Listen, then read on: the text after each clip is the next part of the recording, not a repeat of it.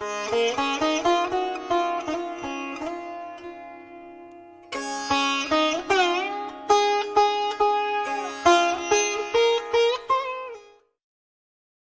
it tried to. Hi, and welcome once again to White Lotus of Light conversational series. I am thrilled to have my friend and just an incredible human being, in my opinion, Sami Richard, on once again. Sami doesn't like labels, but I'm going to slap some on him anyway. He's a mystic and intuitive, and I feel like he's one of these folks who's really on the cutting edge of sort of the way and direction that spirituality is evolving here in the 21st century. And I'm going to be putting down below all of Sami's information. And I forget, Sami, is it shifting timeline or timeline? Singular. Timeline singular. And it'll be correct down below. So just you can click on his, or you can look at his link down below to get all the great information on Sami. And so Sami, it's been, I think we found out about 7 or 8 months since we talked. It was like about in October. It feels like it was yesterday, but also like a decade ago for me. I don't know about for you. I have been, I feel like I've changed more internally, Sami, probably in the last 5 months than I have in, I don't even know, like the past 2 years have been very transformative for me, but I feel like I've done a decade worth of growth almost in the past 5 months. But I also feel almost like I've had a decade worth of internal challenges in the past 5 months. And so, what do you think about, like, I see a lot of people talking about X-class solar flares and messages from the central sun or from source, just ramping up of evolution. And I just want to hear your thoughts on like some of these tremendous energies that have been coming up and coming into us in the past like 5 or 6 months, and just to tell us your feelings on that, and really anything you want to just sort of do to set the tone for where you're at right now. So Sami, please. Good to be here, Ian. Thank you. So yeah, I mean, since we last spoke, like you, I know people talk about their energies a lot, and people throw that out sometimes too casually, and people feel different things at different times, but I'm certainly sensing something more collective and external in the field at the moment that's impacting us all. Maybe more aware consciousness, higher consciousness people. Again, I don't like using these terms, but we've got to use it for sake of language. But anyone who's more aware, I think, or empathic to those energies are going to be feeling it more, partly because we're evolving and transitioning to higher frequencies, states of embodiment. So we're being called to hold those energies in our nervous system more, these streams of plasma. I mean, we can go on about the plasma and where it comes from, the sun energy, but we just need to realize there is an influx of something coming in as we shift individually and collectively into this new paradigm of existence, this new age, this real new age, not the false new age. And that's very much linked to our personal transformational journey as well. So depending on where we are in our personal process will determine how we're responding to these energies in the collective, because if we're still unconscious to it, we'll probably attribute it to the wrong thing. We might fall ill and just think it's bad luck, or and people are falling ill. Your everyday person is still suffering from symptoms. This is what I've been hearing anyway. So there's no doubt it's affecting all of us on some level, but it's how conscious are we of it, and and are we aware of why we're feeling this way? And I found the more conscious I've become, especially actually over the last 6 months, because I'm really focusing internally, like you, feeling into my body, the sensations, trying to understand, well, what is this energy in my body? Where's it coming from? Is it just my shadow cropping up that's making me feel anxious or uncomfortable or angry or whatever the emotion is? Or am I picking up something here, this electromagnetic energy that's pulsating through my nervous system? And is that positive or negative? It's confusing at the moment to work out well, is this a positive stream of energy that we need to anchor and ground in the nervous system? Or is this some negative electromagnetic interference? The solution's not the solution. The answer is normally both, I would say. As one polarity intensifies, so too does the other. And this is where we're moving now. These two forces are becoming very intensified in their power, and they're as much as they're splitting, in some sense they're also coming head to head in this tug of war. So we're battling against the darkness within ourselves and on the outside, whilst also evolving and holding more light at the same time. So the combination of that's really intense for us to manage, and it really does call for more surrender and introspection, so we can ground and process what's going on, synthesize it, rather than staying too focused on the outside and staying embroiled in all this emotional conflict, which is just siphoning our energy and leaving us drained. So I think, based on what we said before this conversation, you've been focusing more internally, probably for that reason. And likewise, that's what I've been doing as well. I'm very conscious of where I'm giving my energy and who I'm giving it to, what I'm giving it to, and being patient and slowing down and realizing this isn't a race to a finish line. This is a process of reconnecting back to ourself, back to the peace and presence of the moment. That's what the journey should be about. That's beautiful. Yeah. As we were saying before the show, my personal journey, I went through a relationship ending. It's kind of complicated, and the legal status is funny. It seems that we were actually never legally married, which is a big relief to me, because there was a prior marriage in place. But after that split happened, I really dove deeply into my angelic magic workings. I'd actually been working pretty intensely with the angels prior to that. And I had started with sort of the classic Solomonic magic, just using stuff that's very widely available. But it didn't sit right with me to tell these beautiful beings of light, like, go do this, get this for me, bring this to me, blah, blah. That felt, it just felt very off for me. And so instead I decided to ask the angels, what can I do to sort of serve the angelic current with the desire to raise the consciousness of humanity? And that's when everything changed. And Archangel Raziel gave me the key to start to move my ways up the angelic spheres, because I just couldn't find almost any information out there for anything beyond the archangels. As I was telling you before the show, you want to learn about the qliphothic spirits or the goetic spirits, which not all the goetic spirits, some of those are just nature spirits classified as demons, but there's some pretty dark energies in especially the qliphothic spirits, and you can find all the magical information you want on that. But interestingly enough, there's not much on the higher angelic spheres. And so I've gone through that, and what began to happen, what they began to guide me through, was really working on sort of perfecting myself and sort of integrating dark masculine, dark feminine, light masculine, light feminine. That's been one of the major focuses. Integrating the elements, and by the elements I mean like the esoteric significance behind like the element of fire, which is also sometimes called spiritus, or the element of earth, which has a lot to do with our experience of the material realm, things like this, waters, emotion, things like that. But it's been really about internal change and transformation, and I've been told this is to sort of determine my worthiness to learn like deeper secrets or mysteries, I guess is better put.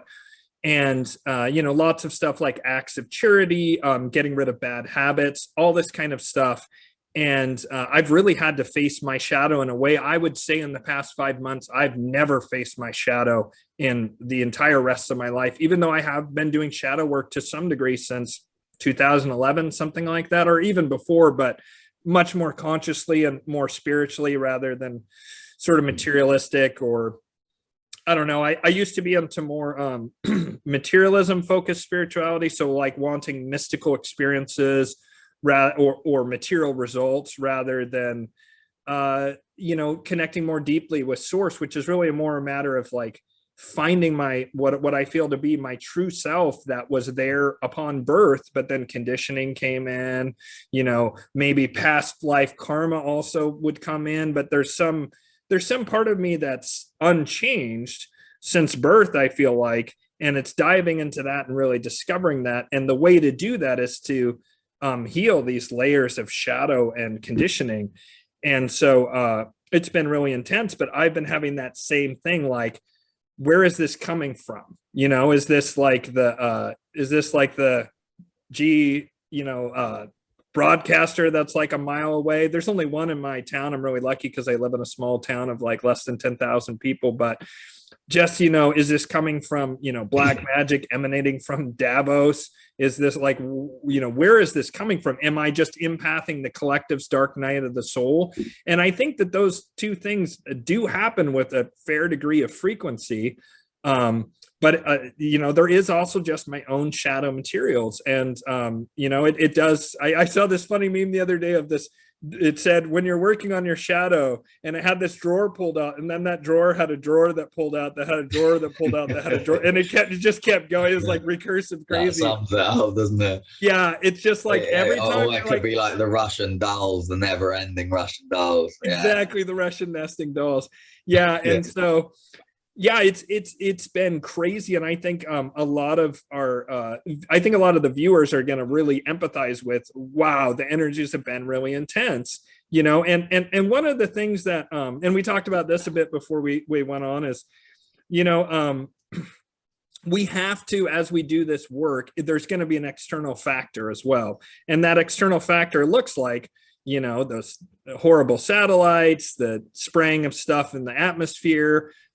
Poisoning and the various poisons in the food supply, this transhumanist nightmare cyborg stuff. And one of the things that I've been being instructed by the angels is to really make sure that I always say what I'm about to say, which is that, and I assure you that this is very much true and something I hold with certainty. Davos is going to fail. It's going to fail at least within the perspective of those people who are moving in accordance with natural law and away from this inversion nastiness. And that we need to, as truth seekers, find that balance between bringing this shadow into the light of collective consciousness and making people aware of it, but also at the same time, making sure that we're using our words to bring into manifestation the downfall, the assured downfall of this entire system of, I often call it the Molochian system, because for me, the deity that best encapsulates the energy of this is Moloch, which, to bring it back to the Qliphothic spirits, that is the lowest or deepest sphere. That God calls for Epstein-style harm of children. It's a very quite nasty deity, and I believe that it's actually the deity that these people worship directly and almost exclusively. Yeah. And so, Sami, what can you tell us about, like, your writings are incredible because you pick up and pull together so many strands of different things that are going on, but can you tell us both what's going on right now in your perception in terms of this agenda, and also what your antidote to that is? Because I know that that's really the focus of your work, is that antidote and bringing that forward into people's consciousness so they can become liberated. Yeah, I agree about the Moloch energy. We can go into that a bit later. Yeah. Because that represents just the Satanism and how the worship and the black magic and all of that, and that's so prevalent in this dark age of humanity because of the frequency of the collective still permitting that level on this earth plane. And you could argue, well, if we were to elevate our frequency, would these beings still exist, but just in a lower demonic realm?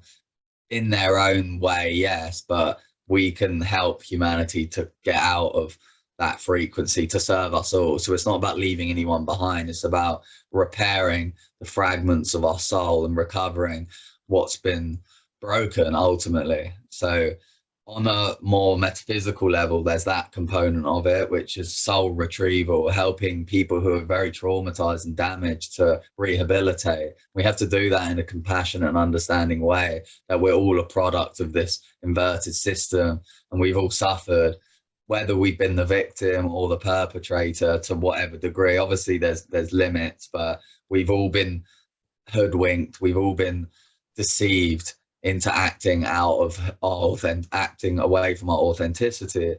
And like you said, we want to be removing those layers now and returning back to ourselves. And that brings up a lot of karmic stuff, a lot of shadow that we're going to have to be facing. And as we do that, we starve that satanic system of its fuel source, which is our energy, our sexual energy. And that's the whole Moloch stuff, the binding to that demon, which is a sexual cord running through the sacral, which is funneling out our sexual energy and keeping us stuck in this victimizer distortion of inverted reality, which represents the fragmentation of our inner masculine feminine, which we're seeking to compensate for. And in doing so, we're just draining our energy constantly. So that component's really important for us to understand. We have to understand what's going on beneath the surface of the control system in the way that it manifests with politics, even right to the levels of transhumanism. We have to understand, well, what's the purpose of that? Well, it's not just to enslave and suppress consciousness, it's to steal that human energy in a battery farm so that they can continue to thrive off our energy, because they're so disconnected from their spiritual source. So they're so fragmented in themselves that they've just become possessed by this demonic fragments of darkness that need energy of others in order to generate more power.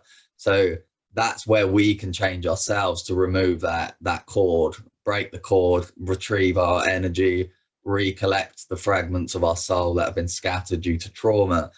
The reason I talk about the transhumanist side of things in my writings is because that's the extreme expression of enslavement of the human population. It's the most efficient way to plug people in to this centralized singularity where they can easily manage humans and the resources without resistance. The surveillance state, the G networks, all of these components that we're witnessing, they're not independent. They're not just random conspiracy theories. They're all connected, every single one of them. When you can see that, you can see how it's bringing in this centralized control system more and more. We can get so pigeonholed or in this myopic view of one particular component, whether it's COVID, whether it's the bioweapons, whether it's the electromagnetic radiation. And that's okay to explore the depths of it. But once you understand the fundamentals of it, there's no need to get too overworked and drained trying to work out every nuance, because when you intuitively understand how this works, it's very easy to see how we're transitioning towards that system. And that's just one timeline that we need to be aware of. It doesn't mean we have to participate in it,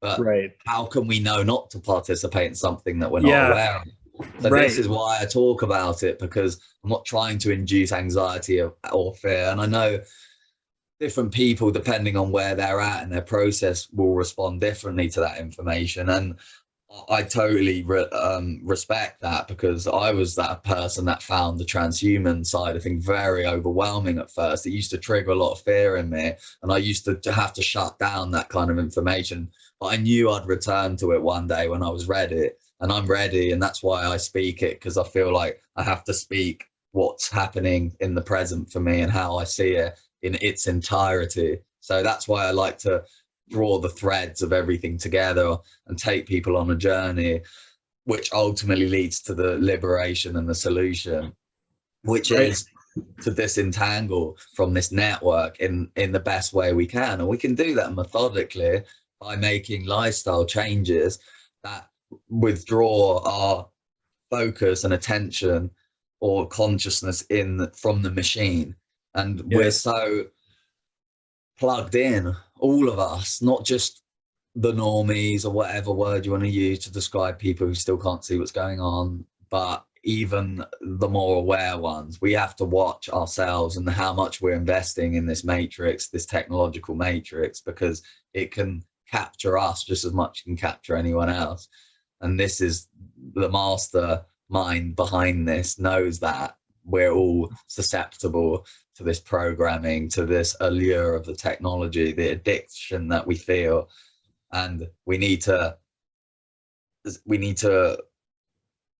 make step-by-step changes that reconnect us back to the organic architecture, the natural order of divine reality that doesn't depend on any external system to run, to operate things for us, because we need to realize that we have all the tools we need within us. We are the true technology. Our consciousness has the ability to create worlds through the imagination, through co-creative efforts, of which starts with the belief that we can do it. So the more that we step away from this transhuman nightmare dystopia system by not allowing that future as a belief, we have to reprogram our subconscious and reprogram our minds to not accept that that's going to happen. You said this before the chat when we were speaking. You're very confident that this system, Davos, whatever you want to call it, new world order, basically, it will fail. And that's testament to the fact that you hold that unshakable belief, because you've been on this journey of reconnecting to the God, to the divine. You feel its presence within you. You know there's something bigger to reality than this. So you can choose to look at what's going on still, because it's important, and observing things. But you also know, hang on, I need to be careful here not to invest any emotional energy into this, or to believe and feed that timeline with my mind, the ego mind. The more energy emotionally and mentally that we feed into that system, the more likelihood it has to materialize. So one by one, when we're ready, we need to cut that cord. Absolutely. And that, we were talking about this beforehand. I'm gonna share real quick. I last night even had I was communing, and it came through to me that essentially Davos was given to me in metaphorical form as like this great dragon. And by the way, I love dragons. I'm actually Chinese Year of the Dragon, so I'm not dissing dragons for any of you dragon fans out there, but it was a very useful image. And they said that Davos is essentially like the dragon Smaug in The Hobbit. That is this gigantic, like, invincible thing that, like, there's not a chance on earth that any even hero can stand against it, except it has this hole. It has this weakness, and that actually those points of it's starting to develop more and more points of weakness, and it also has a rot inside it. And so it's no longer invincible in terms of that it can't be taken down, but it still has this tremendous destructive capability. It still can breathe fire and just annihilate, but it's getting weaker and weaker and weaker and more vulnerable. And it knows this, but also is trying to fight against it, because this system, all this inversion, is it's not in alignment with natural law. However, it's kind of in alignment with natural law during the Kali Yuga, during the era in which we're in, which is very low vibrational and which is about to end in 2025, according to, I've had this from angels, I've had it from, there's this Indian scholar who has crunched all the numbers and all the potentialities for yugas, and he was the one who came up with this 2025 date, and I had been looking for like 13 years for when Kali Yuga began, ended, etc. And this one finally had the claircognizant ring of truth to me that it's ending in 2025, and that's when we're really going to see things really start to shift. But that leading up to that, Moloch, which again I just think is a great deity to describe this system, is becoming desperate. He doesn't want his reign to end. He never goes quietly into the night whenever we go through this yuga of Kali Yuga. He comes in with total vengeance and takes over right away at the beginning of the descending Kali Yuga, and he doesn't want to let go because it's all about that control and domination. I mean, it's in every aspect of the system we're describing is that energy, the harm of children, the transhumanism, the inverting the genders, super polarities, duality, disharmony, war, slavery, all that stuff. It's very much that being, and that energy is in everything. But whenever it comes to the end of the Kali Yuga, he doesn't want to go quietly into that good night, and he wants to take as many humans with him in a scorched earth policy as possible. And indeed, it seems that there is going to be more challenges, quite a lot of challenges in the next few years, and a lot of people are not going to make it, and they'll reincarnate, or they'll reincarnate on their planet or whatever. But these next few years are going to be very challenging. But the beast is in the process of dying, and while it's dying and thrashing about, it's actually at its point of maximum danger. And because it knows that its time is coming to an end, it's changed strategies. Its strategy for like almost 6,000 years of its reign has been to operate from the shadows and manipulate and throw different scapegoats and get people off looking at the wrong groups and the wrong deities and the wrong this and that, and focusing the energy on the wrong places, and people being confused and not understanding, where is this all coming from? But now, in this very late Kali Yuga, it's decided, well, I'm going to try to come out and be overt. And that's why all of a sudden stuff that was like deep conspiracy theory and just nobody knew about it. Everyone thought I was batshit insane 20 years ago when I discovered a lot of this stuff.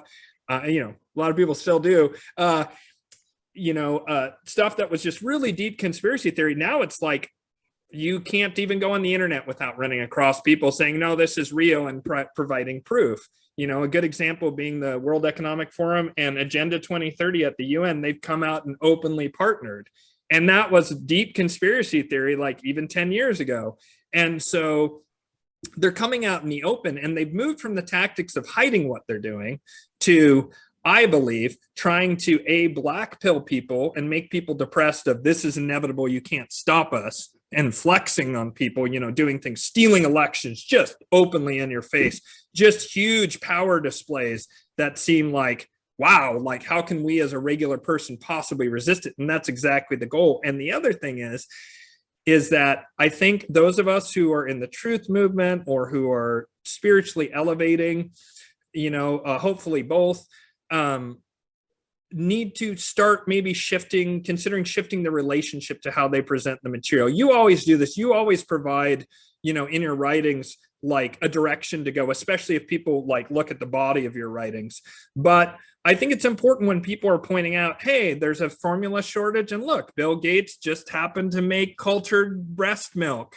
A few years ago, oh, they're killing all the animals, calling and saying bird flu with the PCR test, which is bullshit, and they can make it say false positive whenever they want. They're killing all the chickens. Again, Bill Gates, fake meat grown in a vat, right? Like when we're talking about these pieces of information, it's important to get this information out there, and it's part of our collective facing of our own shadow and fear and being paralyzed by that and overcoming that. But we need to start speaking into existence. They will fail. Davos will fall. It is destiny.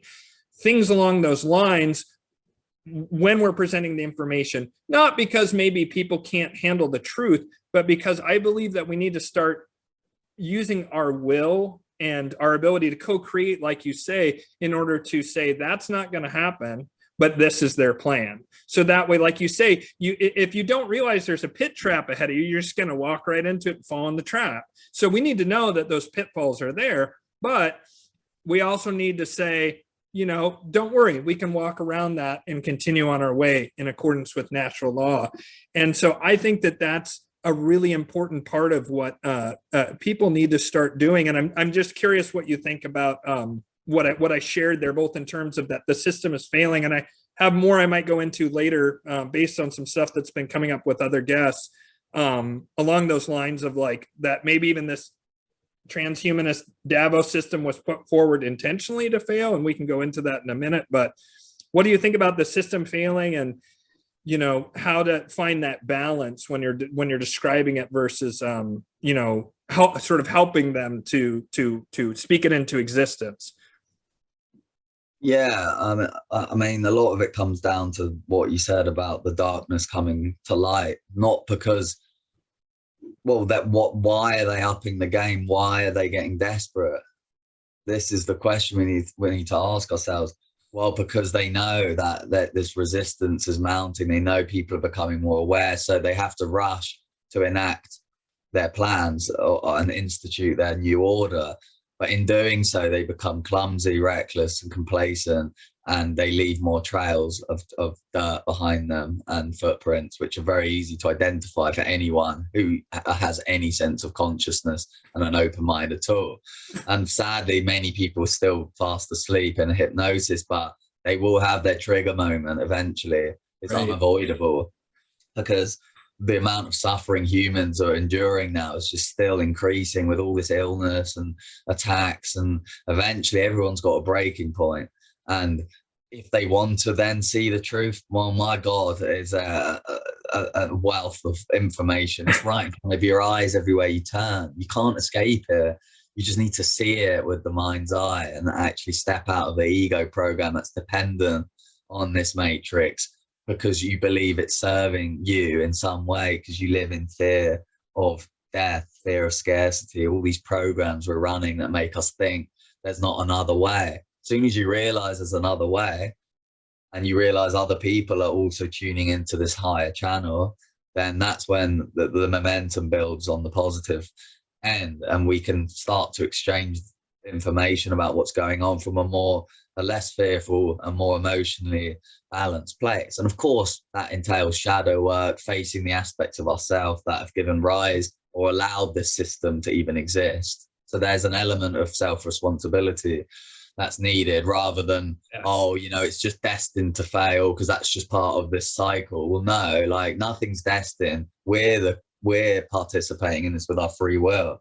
So we can't just sit back and think, it's screwed, it's going to crumble, let's just sit and enjoy the ride and wait for it to happen, without participating in a positive way. So we do need to speak our truth in whatever way works for us. We do need to take action in some way according to our own unique skill sets, which only we know through personal discovery and self-awareness. And no one's contribution is going to be the same, and no one should judge others for their contribution as long as their intentions are in the right place. Personally, I'm not as involved in the political side of things as I once was, that level of the New World Order, but I am working with the whole transhuman stuff to raise awareness about the technological versus the organic timelines, and how that is basically the crux of what's going on here.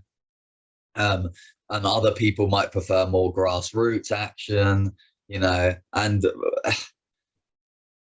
as long as we're envisioning another world as possible, then that's how we speak that reality into existence. We don't believe it, then what we say doesn't mean anything.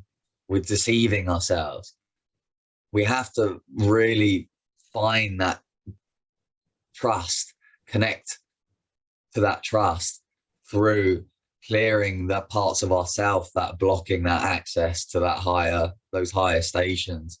So there is a spiritual revolution necessary, as well as an awareness revolution. One without the other is pointless. We have to move from, okay, well, I have this awareness of this control system, I've got the knowledge that I need, the tools that I need. Well, what's next? What am I going to do with this knowledge? I have to apply that knowledge to myself to gain true gnosis. Otherwise, it's just knowledge, just a theory. Even if it's real, the meaning comes through the application of knowledge to the self, understanding the relationship between self and the world, and how we're all contributing to this reality that we perceive through attuning and plugging our consciousness into it. So that's the most fundamental place to start with this, is to recognize, okay, well, this is shit. This is a dark time to be living, but I have some power to change what's going on by changing myself. As cliche as that sounds, I know people chuck around shadow work very freely nowadays, but the real shadow work, like you said earlier, is being really honest with yourself and checking in with your ego, not the old version of spiritual ego that we have all gone through, where we're using spirituality and knowledge for self-serving, materialistic, superficial means. We've all done it. Oh, I can manifest now. Let me see if I can manifest more money, or let me try and gain a better partner, or so. You can't cheat your way through the process of manifestation. It will happen when the time's right. And so spiritual ego, we need to check in with that as well, and we have to make sure that our intentions are honorably placed in service to the divine through connecting back to our authenticity.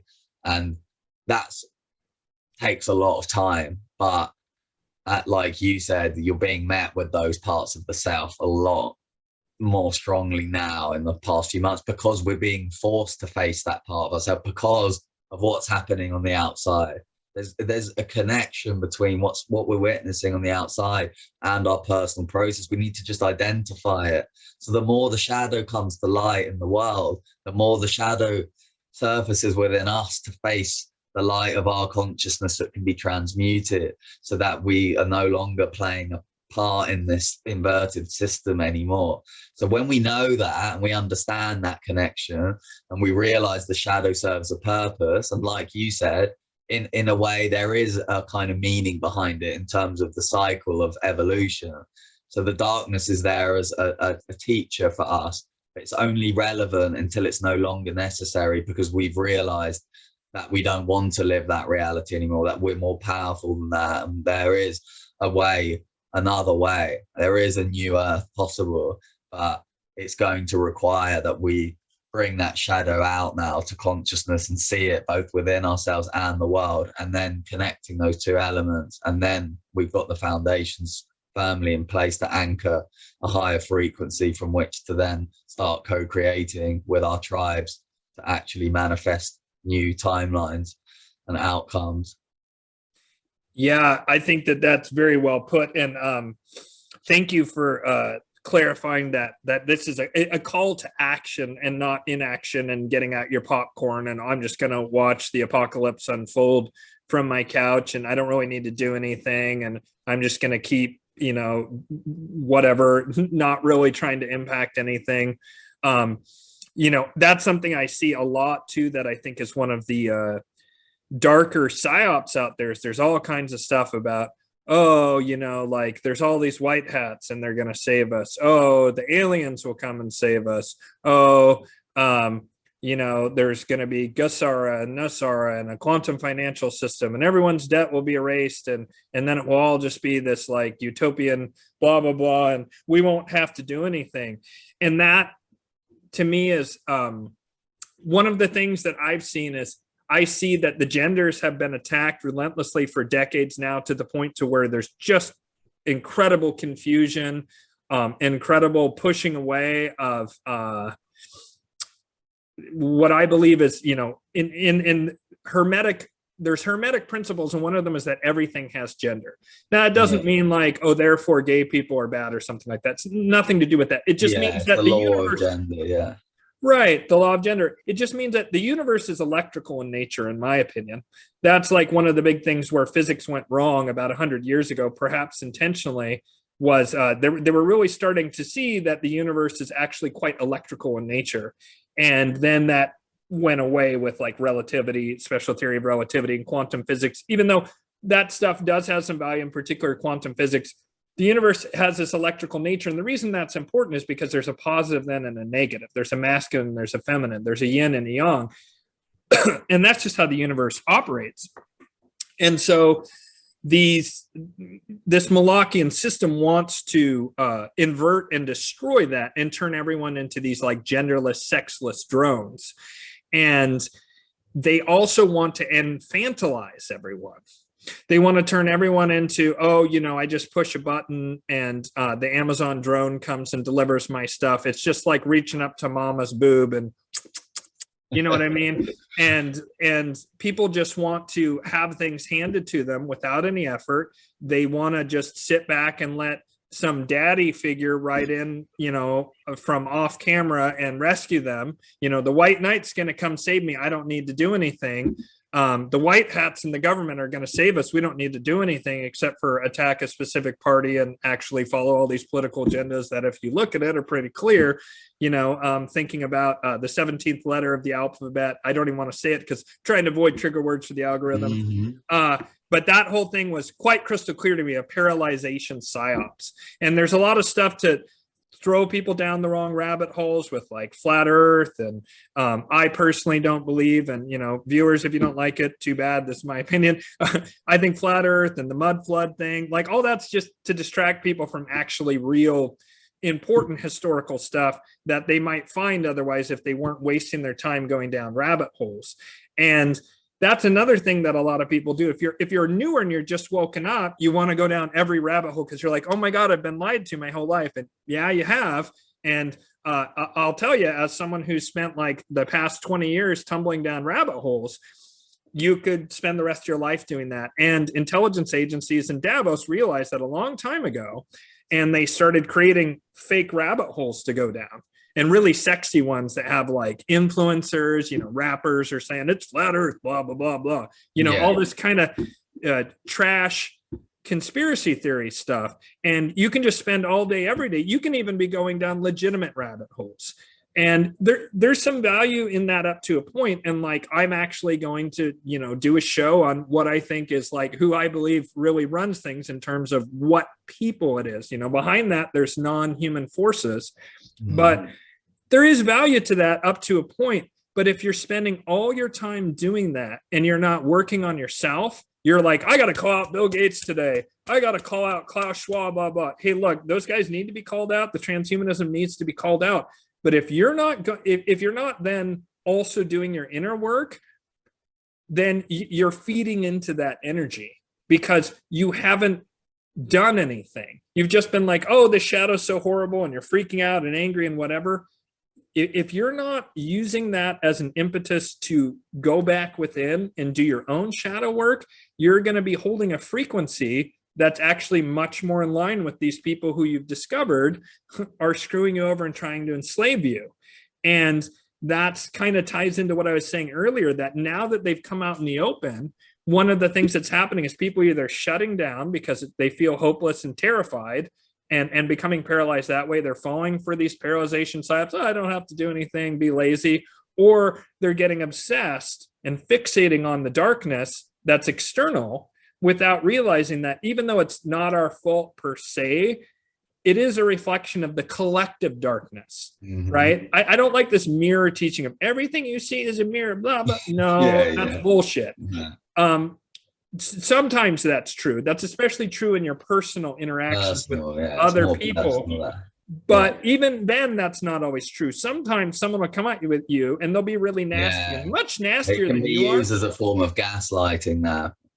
True. And so it can, but the point of all these interactions and even seeing this stuff at the macro level is to make us aware and come to grips with our own internal shadow. You can't just wrestle with the external shadow. You have to also work on your own. And I'm going to use a very personal example here. That's, something that I have some shame around, but I want people who are maybe earlier on the journey who might be crippled by shame. I was crippled by shame of like secret and hidden bad parts of myself for a long time, to where I just wanted to, pull the Drake meme and go, no, look over there, I'm doing whatever, but no to my own personal shadow work. And so an example of is because of abuse I suffered when I was a child and just the era in which I was raised and so forth, I had an on and off again addiction to pornography. And pornography is very much that inversion, that dominator, predator. I mean, it's really like filmed prostitution / rape, right? Like it's at least prostitution, but it's almost always rapey. And that energy feeds into that dominator thing. And then when you're actually like giving your sexual energy to that, you are reinforcing that system globally. And so that's the kind of thing where you have to do. You have to come to grips with it. You have to go, okay, look, I have this thing inside of me. It's horrible. I feel like maybe I am a slave to it or I can't stop it. But I assure you that if you continue to work with that energy and you're honest and you neither push it away nor indulge in it, right? With addiction, you can start to work and liberate those energies, and you can start to be free of it. And if you backslide, don't then get suckered into, well, fuck it, I'm just going to go ahead and shoot up the heroin here, because it is somewhere in your brain with pornography in particular. But instead go, okay, like I've backslid, I'm going to take 2 steps forward. Even if I took 1 step back, I'm going right back to 2 steps forward, and just keep at it. And eventually it's going to more and more be free. And when it does, you're going to feel a difference in your body, and you're going to feel a difference in your energy system in particular. I used to suffer from, I couldn't understand it. I'm a good person, I'm doing all this stuff. Why do I have this feeling of a terrible hole and like a gnawing pit in my stomach, basically right where my sacral chakra is? Mm-hmm. And it was because I was feeding into that, and I was re-triggering my own trauma every time I viewed the pornography. Mm-hmm. I was re-triggering my own trauma. And the kinds of pornographies, the genres were very much related to my own trauma. They were a bit different, but they triggered the similar thing. And that's when you have a sexual addiction, it is going to be that. It's going to be a re-triggering of your own trauma. It's going to be a really anchoring this dark inversion energy that leaves us with the situation where we're at, where I see that everyone's being siloed into either dark feminine or dark masculine, and both genders have both traps. For men, there's the nice guy who is ruled by the dark feminine, interestingly enough. Someone said that, and that was like a big aha moment for me. And then you have the bad boy, the fuck boys, right? Who don't give a shit about anyone else, totally ruthless, backstabbing, just do whatever they can to get it. To get sex especially, but even like nasty lawyers and whatever is that dark masculine. And so that's the masculine side. And there's no integrated masculine, which the integrated masculine is a guardian. So he has the strength that actually is much stronger than the dark masculine. And by the way, women find that dark masculine more attractive because they're like, at least it's a masculine frequency. And so one of the things we're having to do is we're having to rediscover the purity of that integrated masculine and that integrated feminine. And on the feminine side, you see these, if you go on a dating site, you're going to see, come to my OnlyFans. You're going to see that nonstop. These women who are self-exploiting in order to exploit men and get simps and get their money rolling in and all that stuff. And that's the dark feminine. And then other women are being told, be angry. You got to get out there and burn down the patriarchy. And you've got to be a ruthless businesswoman when you get out there. And that's the dark masculine, this ruthless, the cutthroat, zero empathy, da-da-da. But the integrated feminine is, it opens, it blossoms. It's very different. And I mean, I can't speak too much to it because one of the things is I'm not a woman. So I can't speak to that energy too much. But you know it when you see it, and women intuitively know that and can unfold into that if they're not getting siloed and tricked into those two things. The masculine side, just because of the nature of masculine energy, requires more directed effort. It doesn't unfold quite as effortlessly. And so I see that as one of the main things that's going on, is the infantilization of adults. And, I see grown people wearing hoodie pajamas or whatever. And I'm not trying to shame you, viewer. If you're sitting there in a Pikachu onesie, maybe take a look at that. But you know what I mean? Like, there's this general infantilization that's occurring of adults everywhere you turn, and a lack of maturity. And the first step to maturity is this: I'm not a fucking victim. I survived all that stuff. It's done. Now I got to take personal ownership and personal responsibility for my actions, for my reactions, and start working on that. If you're being victimized currently, get help. Get out of that situation. Get help right away. But if you're not being victimized currently, and you were horribly victimized in the past like I was, you survived it. You're strong. See that. And instead move towards, how can I take responsibility for my own life now? Because it's your life. It's your life. And you have the ability to heal that and change it. And so start taking responsibility, radical responsibility for everything in your life. And it sounds like, well, I don't want to do that. All this fucked up stuff happened to me. No. You will find that things change to an incredible degree when you take total responsibility for everything that's happening in your life. Yes, there's bad circumstances, blah, blah, whatever. But where your power comes in is you go, okay, I'm in a difficult circumstance. I lost my job. Let's get out there and start pounding the pavement to get a new job, or whatever it might be. Take responsibility for your life and start taking action. Start finding that maturity. And that maturity isn't found in, I'm going to use some new age nonsense and manifest what I want, like you were saying earlier. It's about taking responsibility for your emotions, for where you are in the world, and moving from that place is very empowering. And then moving towards embodying whatever energy you have within you. And the masculine feminine thing equates to a large degree to biology, but it's not exclusively that way. And I'm not trying to make any of viewers who might be gay or whatever like think that I'm being anti that. I'm not. I'm just saying that the universe operates in this gendered way, and so you can be, like, for example, a gay man and be very masculine, even if that means you can be a sensitive man and be very masculine. You can be a strong woman who takes no bullshit and be very feminine. So it's not about that. It's deeper and more subtle, but it comes from a place of finding your own authentic nature, and then it's just going to come up naturally. You might have to take action, but the more action you take, the more it will unfold naturally. So it's sorry for the long diatribe there. It's something I become really passionate about, because I myself am a recovering nice guy, to where I was infantilized and also feminized in a way that was destructive.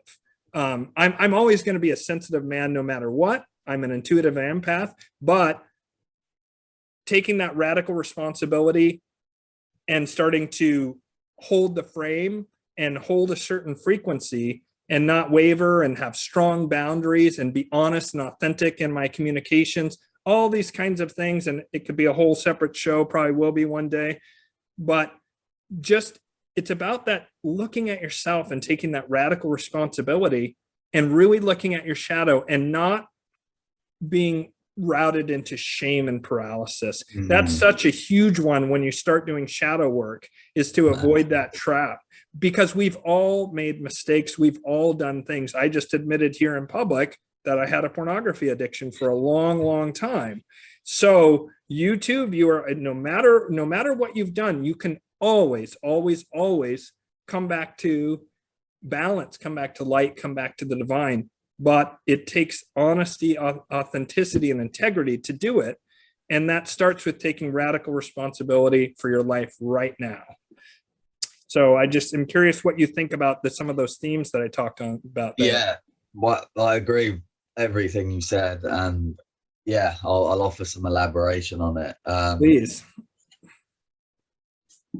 The root of trauma is related to distortions in sexual energy, which are distortions in the masculine feminine, because the unification of the masculine feminine principle, law of gender, whatever you want to call it, is the gateway to our higher aspects. So when we're governed by a distortion in either of those polarities, we're still governed by the world of dualism, the 3D realm of ego, where we're all plugging into this trauma cycle and participating in the victim-victimizer. I use that term a lot because it really depicts the expression of masculine feminine, because stereotypically the masculine will express itself as the victimizer from a place of trauma, and the feminine as the victim. That's just one expression, but like you said, rightfully well said actually, is that there's two expressions for both genders. A male can embody the dark feminine and the dark masculine, and vice versa. And the way you explain that, I completely 100% agree with. I don't even need to reiterate that. So that's how you hook people into the matrix, ultimately, is really distorting the sexual energy and getting us hooked in this addiction webbing, so that we're enslaved by our impulses, because we're looking to find that resolution for that imbalance on the outside, and all we meet is deeper levels of trauma, because we'll never find the solution on the outside. Because what we're looking for is to regulate that sexual energy internally through reacquainting with our own unique energy, our personal energy, free from any of these bindings, these satanic Moloch bindings that have latched into our sacral, and again are feeding energy out into the demonic realms, the astral realms, which link to the second chakra. Because when you distort the second chakra, the energy is unable to move through to the heart chakra, the fourth chakra, which correlates to the astral realm. So they've distorted the astral realm, the fourth dimension, so that we can't access that heart intelligence because of the warped sacral energies. So there's a 2D, 4D split working there to run these reversal currents out of the planetary grid. So everything we're witnessing in the outer scape at the moment is a reflection of that inversion that's been programmed into us. And this goes beyond just this lifetime. This has been going on for eons, since the fall of man, when the first corruption happened, when we were hijacked, our genetics were altered, the DNA fragments, the two-strand DNA. This is representative of the masculine feminine, the two strands that we're stuck in. We're stuck in this limited bandwidth of reality, which is based on this masculine feminine distortion, which is the yin yang, the light dark, the duality. And the first step of transcending beyond that is to recognize how that's playing out in the collective and within ourselves.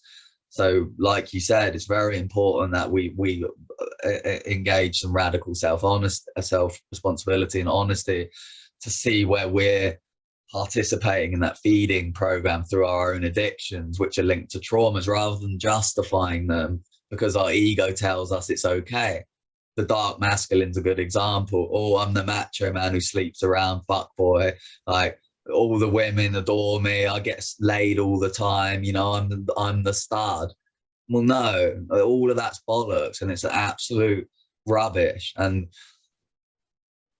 that runs deep, that one. That's been predominant, I would say, in the patriarchal expression, which has predominantly governed humanity. Although now we're moving towards the darker feminine, which is the retribution against that, which is actually just another trauma response, because the victim is now getting the stage, but in the wrong way, because they're co-opting the victimhood in order to create more turmoil. So it's very clever, because they know people are wanting to speak out against injustices, females more so, I would say. But now it becomes, oh, all men are predators, all men are dangerous, all men. But in doing that, we're just separating ourselves from the other gender, which is also an aspect of ourself metaphysically, like we said, which needs to be brought into synthesis. So by projecting that shadow, because this is real shadow projection, by the way, we're denying that part of ourselves by rejecting the inner masculine, the authentic masculine. That's what these females are doing, because they perceive masculinity as an inherent threat because of trauma they've experienced. Okay, let's have a conversation about this, but let's do it in a sensitive and objective way, rather than coming from a place of trauma. If you haven't at least gone into your body and felt what's going on in your reproductive area, the sacral, and how much distortion and heaviness and shadow is accumulated there, then how can you rationally evaluate what's going on? You can't. You need to find that, you need to connect back to your body first to clear those imprints before they're projected out, before you start blaming an entire gender for the problems. And yes, are there bad men out there? Well, yeah. Are there bad females out there who use seduction to entice these men? Yeah. So it works both ways. And I'm never of the mindset to blame either gender. Right. I just look at it for what it is objectively. I understand there's these distortions, and I understand that people are acting them out in different ways, but I'm not of the mindset of blaming and shaming people as a resolution. But I am all for resolution, of course, because we need to heal. The healing is removing yourself from the game of victimizer, which is just two polarities that keep bouncing off each other, and the pendulum swings from one to the other. But the victim, because they've got the megaphone at the moment, because the agenda are purposefully giving them that space to project their unresolved traumas, they're now playing us off in conflict against each other, perpetuating this divide between the genders even more, rather than seeing the controlling hand that's puppeteering both sides, just like they control every war, just like they controlled every aspect of the dualistic world we live in. They play both sides, make out that one side's the enemy and one's the good. It's the classic divide and rule tactic. And when you're in it, of course, if you're a victim, you're going to feel like you're on the right side because you're seeking retribution for pain. And that's okay, because we need to heal, like I said, but we need to face our own pain first in private, sink into that shame, like you said, that we carry, that imprint, and that's transmute and alchemize that energy through allowing it to flow from a non-judgmental place, sitting with it, understanding it, moving that energy to higher levels. So we can turn that into personal power. Then it's a big fuck you to the whatever's controlling us. That's the best way to beat them, is by transforming ourselves. And as we transform ourselves, we move away from attracting others who are still in the game that reinforce that victimizer. So we are then protecting ourselves from harm being done to us, or protecting ourselves from doing harm to another, because it works both ways. And the honesty is about recognizing that we all carry the capacity to act as either one of those archetypes, because that's how they play us off each other. We've got to stop this whole like blaming, shaming thing, because we're not responsible for healing other people's karma. We're responsible for healing our own karma first, and then watching that transformational process organically take place, so that we then, like I said, protect ourselves by reconnecting to our life force, our sexual energy, from a place of non-distortion. And then we allow that energy to move up through the chakras. And I am going to use the word chakras because I know a few people think, oh, well, chakras, false light programming.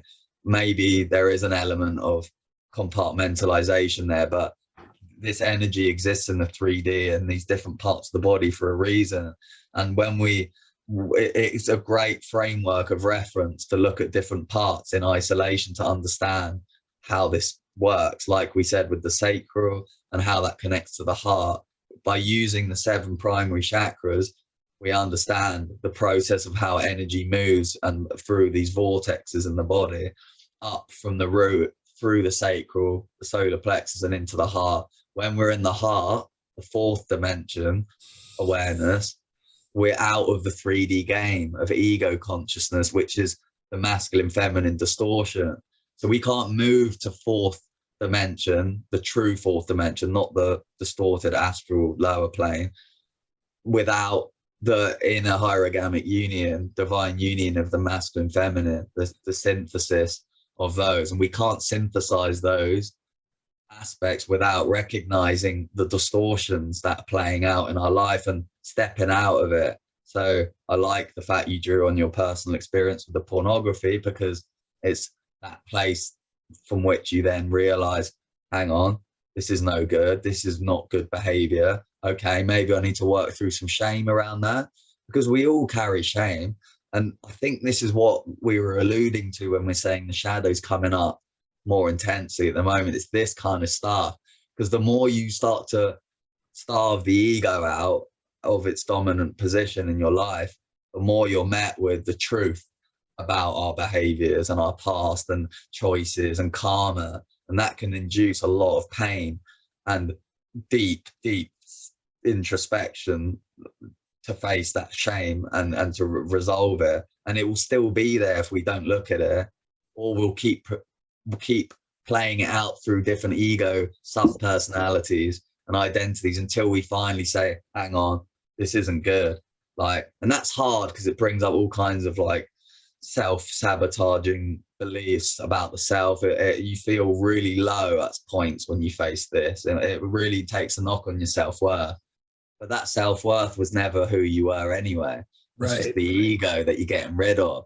And you've got to trust that once you've let go of these old habits, these unhealthy addictions, that the person behind that, the true authentic self, is forgiving and it's connected to our higher stations in the multidimensional reality. And once we can truly connect to that place and hold it in our bodies through the synthesis of the chakras, through merging the lower three chakras by healing the sacral mainly, then we connect to a divine power that knows everything, you know, the Akashic records, the morphogenetic field. We connect to something much bigger than this game, and that will offer us what we need, the intuitive guidance to stay on the right path and to keep us connected to manifesting the right future. But if we stay stuck in the shame, running these loops, that's how they get you, because that's how you feed these false timelines, is by staying stuck in the idea that you're a bad person, that you should feel permanently guilty, and that you deserve like punishment, self-sabotage. That's what true self-sabotage is. So that's the key here, is to face the shame, transmute it, allow it to be felt first, and it will take as long as it takes. Yeah, that's fantastic.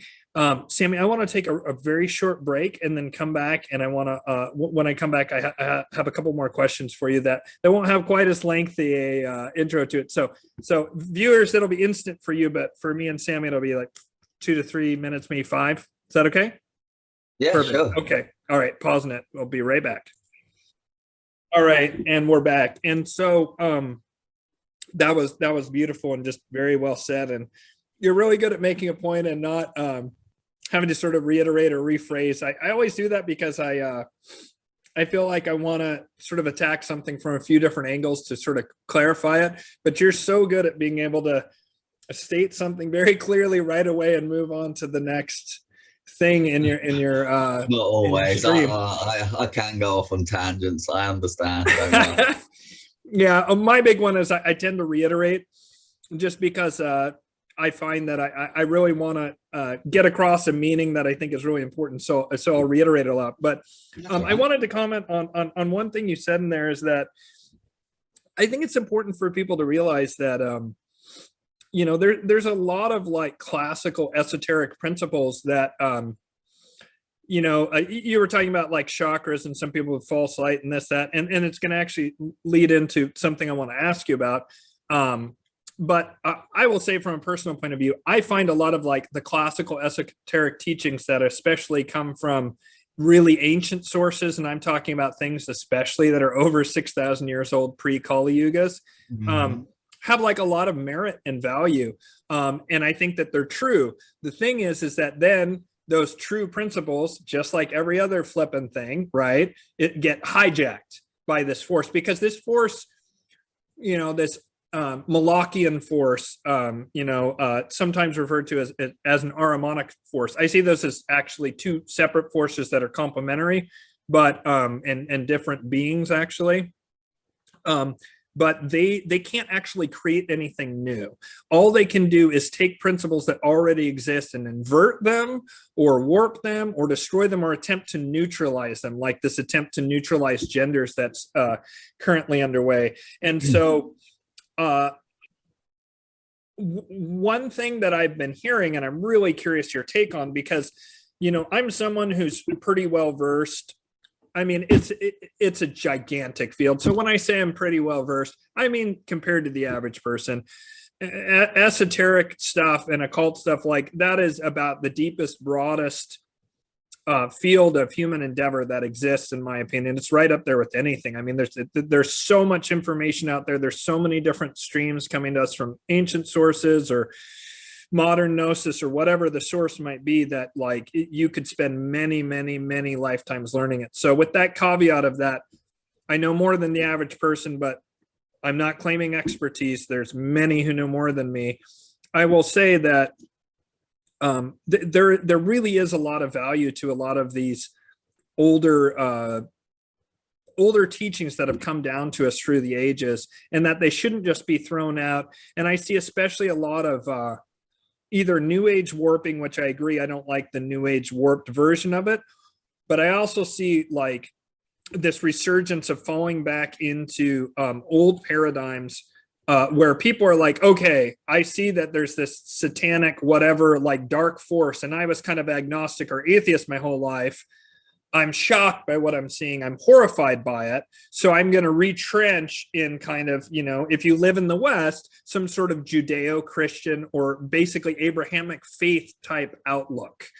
And the problem with that is that usually these Abrahamic faiths will say, well, anything that isn't our faith is wrong, and anything that isn't my version of our faith is wrong. And so let me give you an example, like, I'm Muslim, but I'm Sunni Muslim, so all Shia Muslims are wrong, but I'm this specific version of Sunni Muslim, but I go to this specific mosque, but I only listen to this specific imam. And pretty soon you get to a place where you're like, if you're not going to my exact church, listening to my exact preacher at my exact time, you're satanic, you're evil, you're deluded, blah, blah, blah.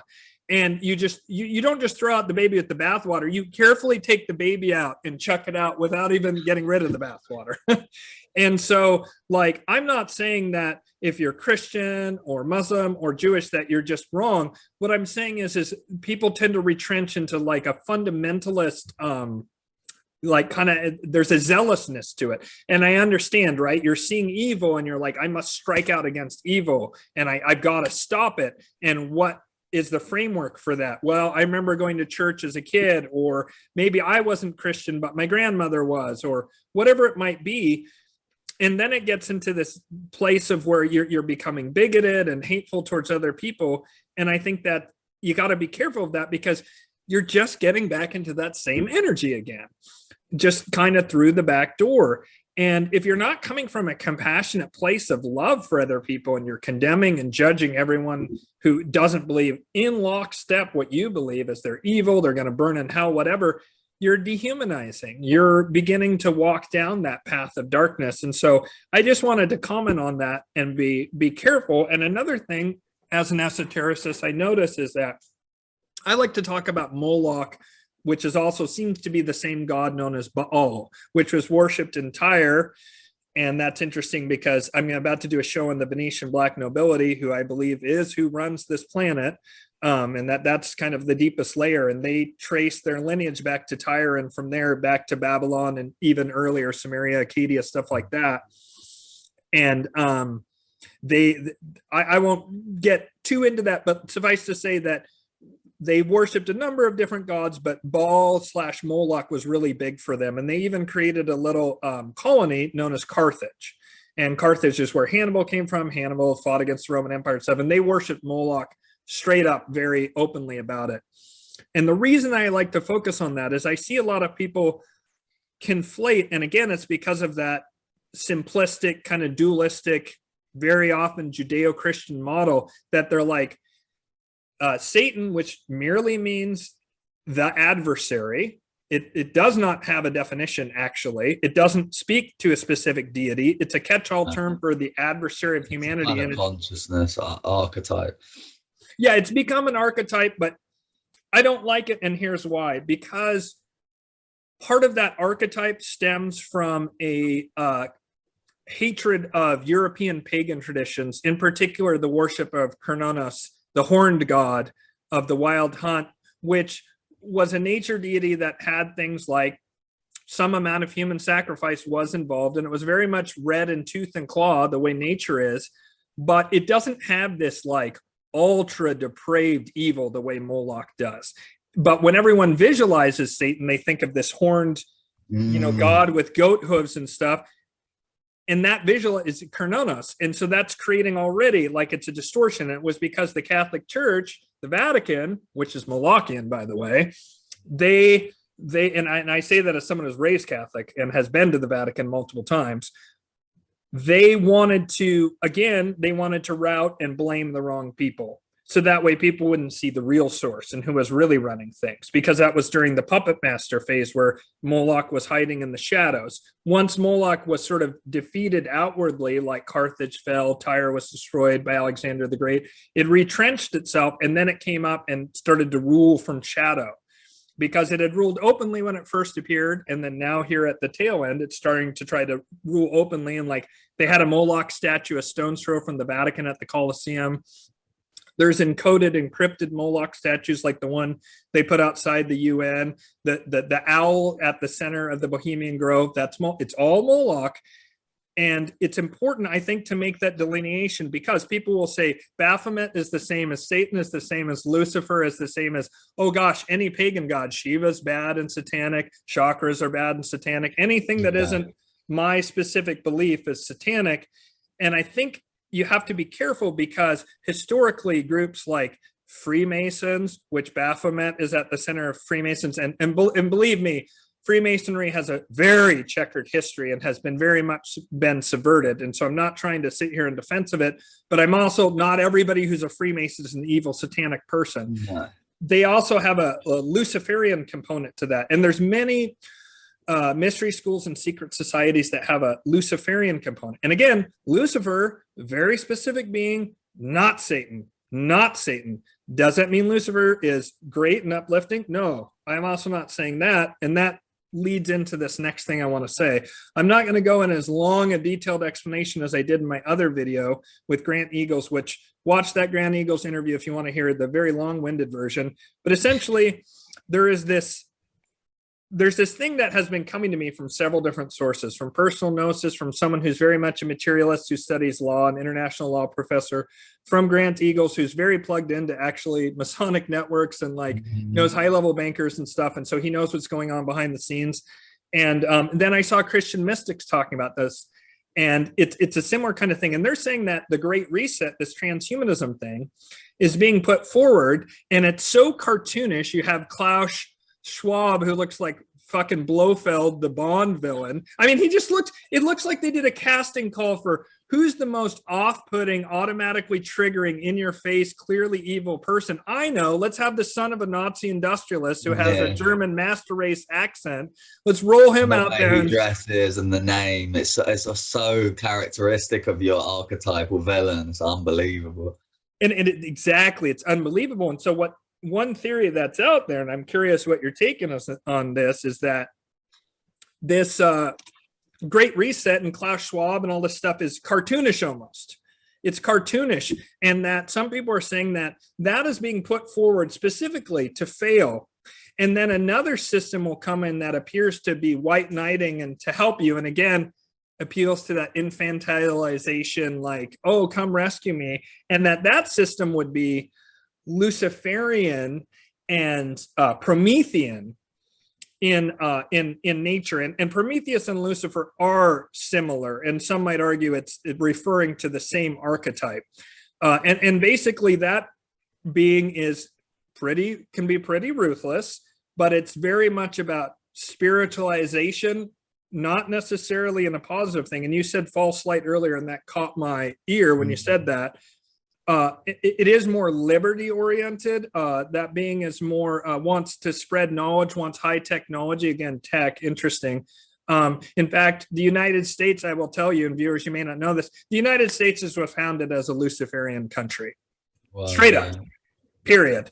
And you can go down the rabbit holes on that and look into Albert Pike and some of the Masonic stuff.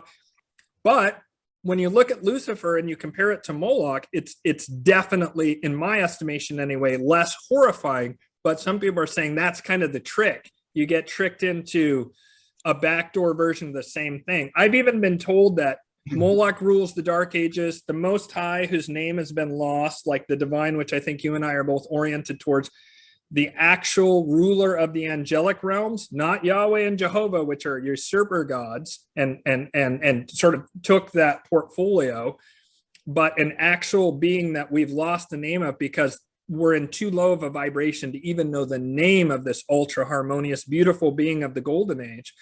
But that during the Bronze and Silver Ages, as you're moving towards that or moving down from that, Lucifer rules. So Moloch rules the Iron Ages, Lucifer rules the Bronze and Silver Age, and then the Most High rules the Golden Age.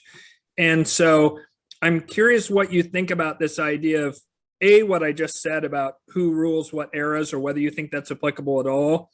And two, what you think about this idea of that this Great Reset transhumanism is so, I mean, eating bugs, bug milk, like what the fuck?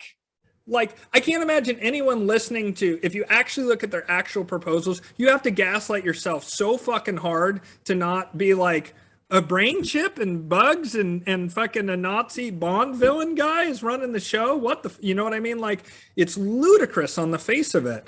And so I just think that that's a really fascinating and interesting theory. And I'm curious what you think about whether you think that's possible or even relevant at all. And please feel free to go, man, that's crap. No, no, I'm glad you brought that all up because I've been exploring it in depth.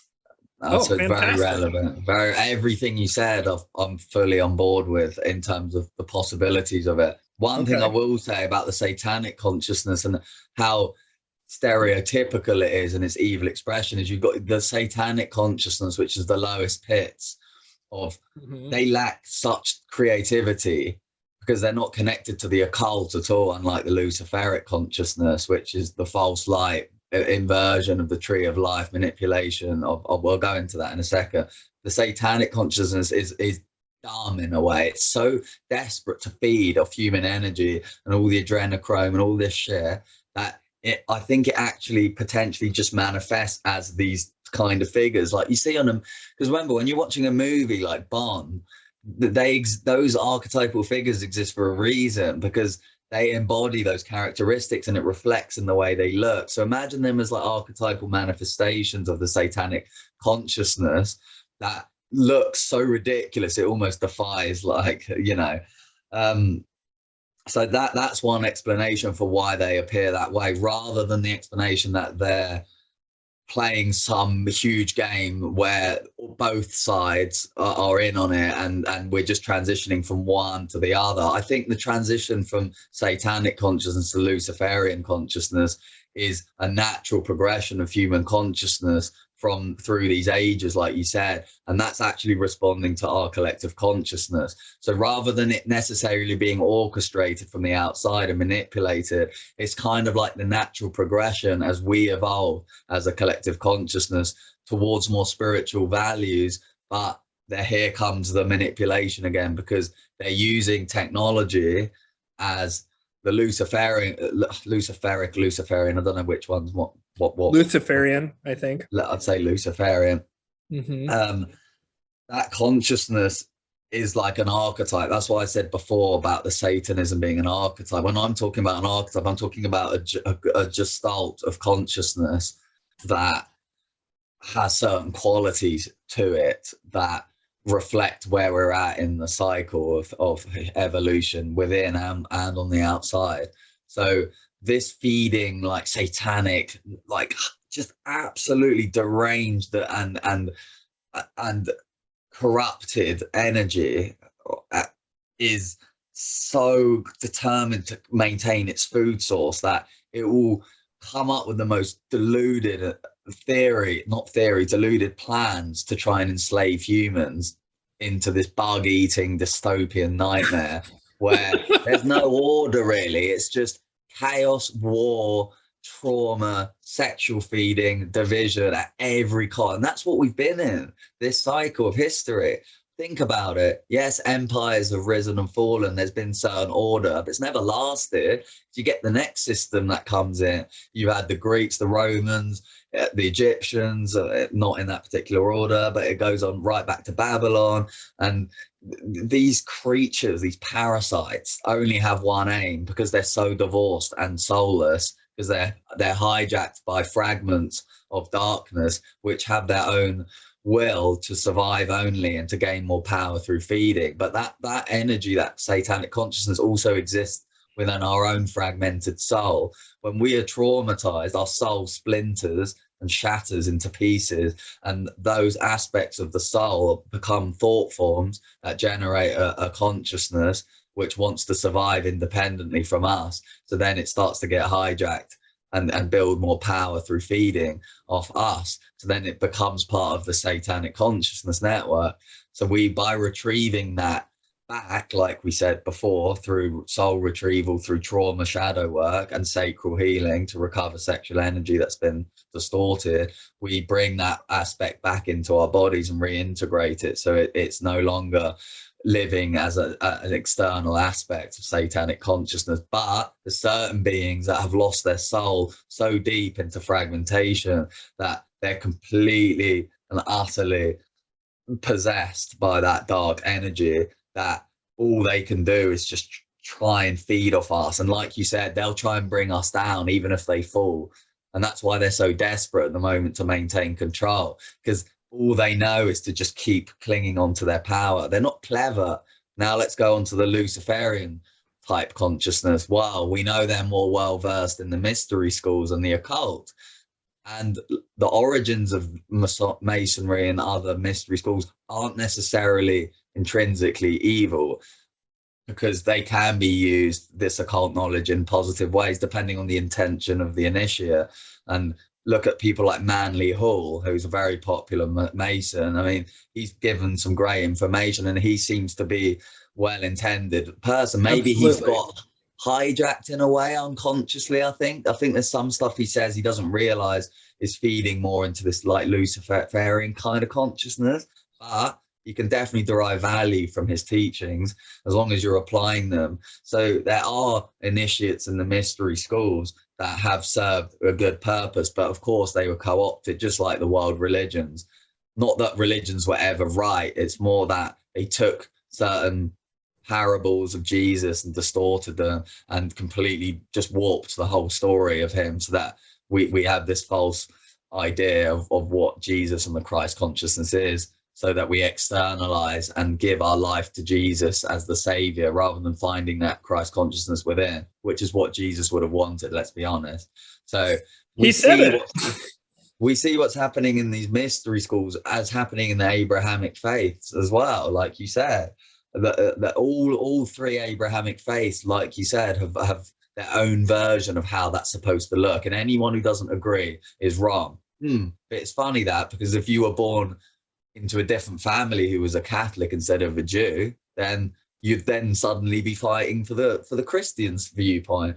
But same with the Islam and all of them.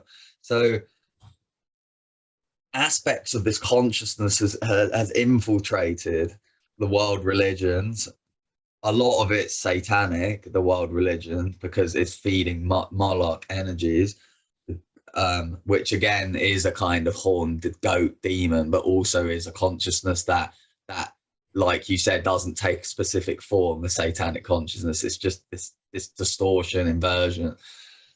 The Luciferian energy, false light, let's call it, is spiritual concepts that have been either purposefully or unconsciously perverted to serve a hierarchy of control and structure based on AI and technology. Advanced civilizations that believe they've evolved through technology but are actually still divorced from creator, so they still believe that they have the right to rule and govern humans because they need order, because they're not able to look after themselves, because they don't have the knowledge. But that they're very careful not to provide us with the knowledge because they don't think we're, and there's, in a really fucked up way, there's some element of truth to that. We're not ready for the knowledge. So there's something to be said about occulting knowledge for the right reason and only revealing it when people are ready, so that their psyches don't go into overdrive and they turn deranged and crazy because they can't cope with the level of shattering of their cognitive dissonance. So naturally then, if you look at where humanity is, governed currently by the satanic consciousness, and what's happening with this AI, and you're hearing all of this stuff about that letter of the alphabet that should not be named, and the white hats and everything, and as much as, okay, there's no external savior, you start to think, hang on a second, are there different factions at play here, which are representing each of these consciousness, and are we moving from one layer into the other naturally, and are we just witnessing that on the external as certain elite interests? So you be it's very hard to identify who's batting for which team completely. I mean, you might have suspicions, but it certainly seems that there's some infighting going on between certain forces who want dominion in their own way over the earth and the resources and consciousness. And I think we need to now move from this really dark, demonic, satanic way of being, where we're just unconsciously giving all of our sexual energy into the, you know, that conscious, and then all of the harm they're doing in the like rituals, underground, children, like they're the worst possible thing you can imagine. I mean, this makes human error just look like nothing when you look at the levels of, they will go to whatever lengths are possible to feed off trauma and fear. But this next layer up, okay, is this more of an initiation now into the Galactic Federation? Here, the Galactic Federation, but what is that? Again, they've infiltrated. I don't really want to bring up Thoth or Thoth, because you did mention that he has some relevance to you, and he's behind the Hermetic principles, and there's relevance to that with the law It's of okay. gender. We don't have to agree completely on everything. You can state your piece. Thoth is a being that's incarnated and for many, many, many times on this planet, and seems to be very involved with what's going on. And there's a part of me that believes or thinks that maybe that being Thoth isn't who he claims to be. And this Hermetic stuff, as much as it does teach valuable principles, could just be this false light inversion, so that when we actually subscribe to these teachings in the wrong way, because we're not attuned to the true divine will, we start serving self through materialistic means, and we actually end up feeding this new technological false utopian system that sends us into the galactic system with other life forms that have already hijacked other planets and are now looking to do the same to Earth.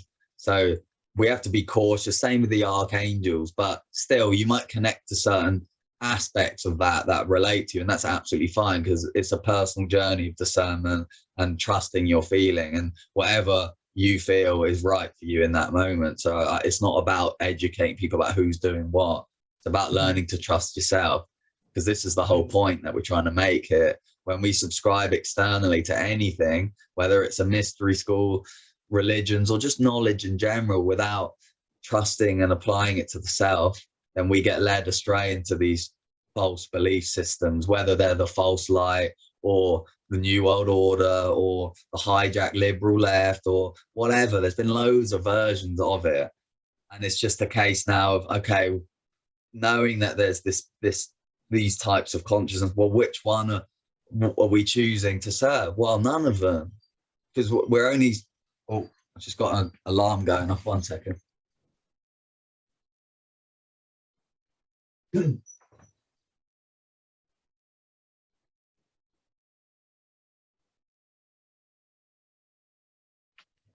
Sorry about that. Oh, no worries.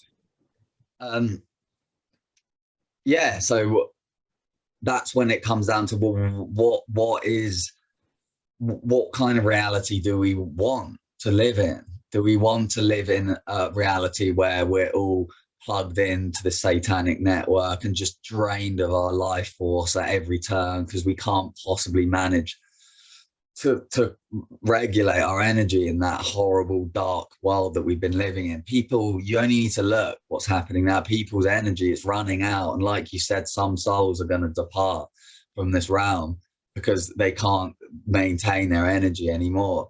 Others are going to welcome this technological dystopia, whether it's part of the satanic network or it's separate, whatever. We don't know for definite. This is just a theory. But it does feel like humans are almost willingly walking into another trap here, which is this techno-utopia, which is just another false layer of reality, which is still taking our power externally away from, taking our power away from us.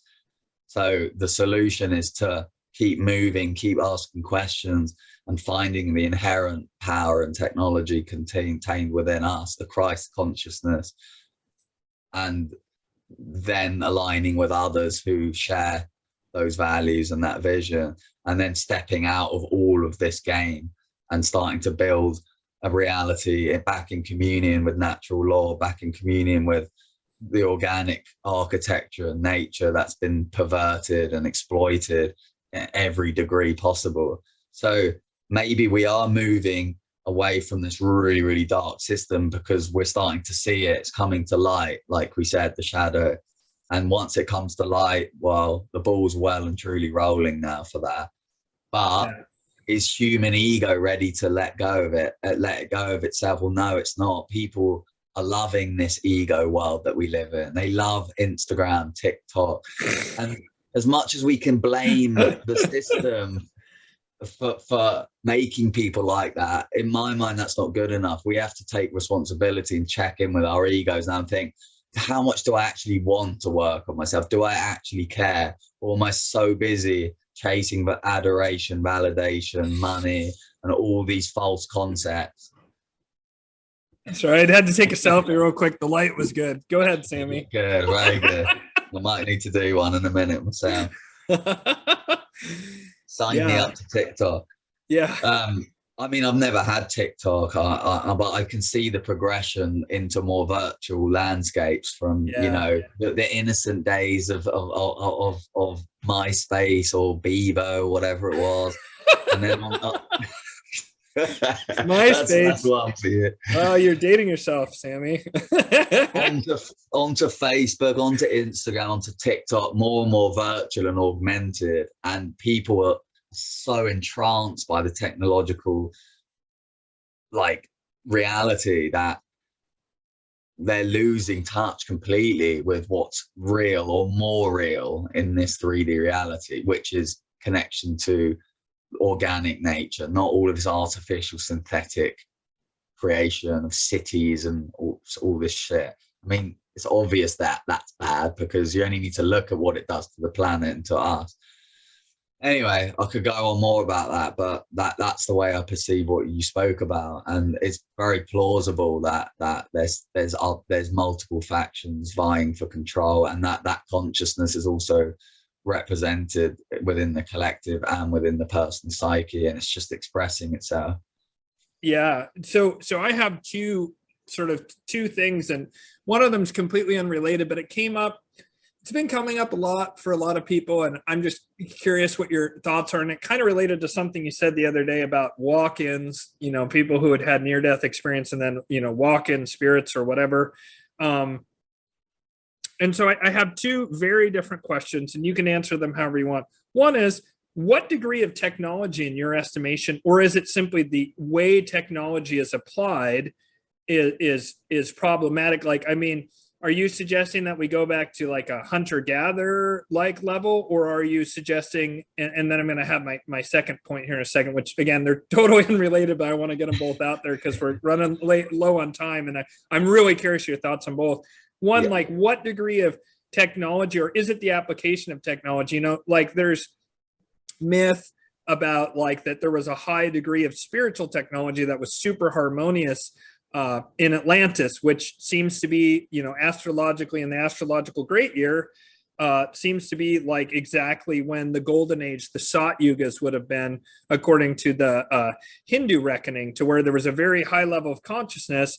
They had technology, but it was harmonious with nature until it got hijacked by this darker force, and then it became increasingly more disharmonious with nature, and it was so powerful because it originated with a super high level of consciousness at that super creation level of consciousness, that technology had such tremendous power that once it started to get hijacked, it very quickly caused mega problems. And one way or another, that misuse of this spiritual technology led to the fall of Atlantis. It attracted the comet, or God sent a comet to destroy Atlantis, or however you want to look at it. Something about that application of that technology in that way directly led to the downfall of Atlantis. That comes through in just lots and lots of myths around the world that relate to, whether you want to call it Empire of Rama in the Hindu reckoning, or Atlantis, or whatever. But the most recent iteration of global civilization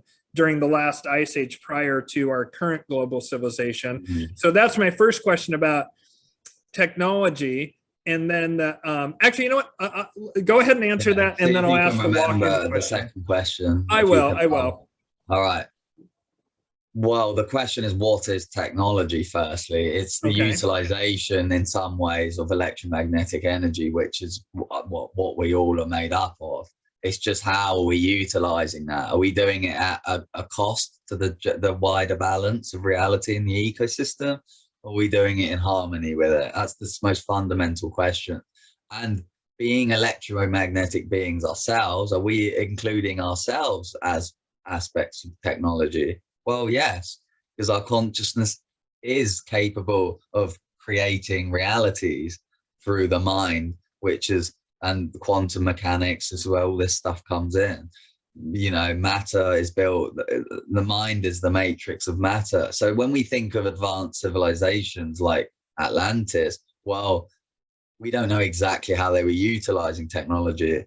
We don't know whether their version of advance is the same as we would see it through our framework of technology.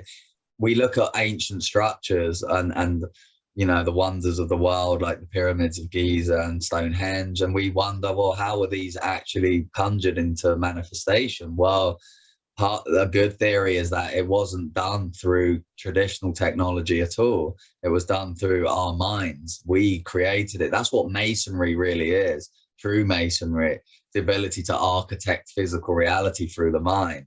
But of course, you know, we've fallen so down the layers that we have a very primitive understanding of that. So I wonder what kind of technology existed in Atlantis. I know they found old batteries and things in pyramids, and there's hieroglyphs depicting helicopters and flying vehicles. But then again, there's always been other life forms in space, hasn't there, and UFO. So we don't really know what that is, where they've come from, whether it was part of that civilization.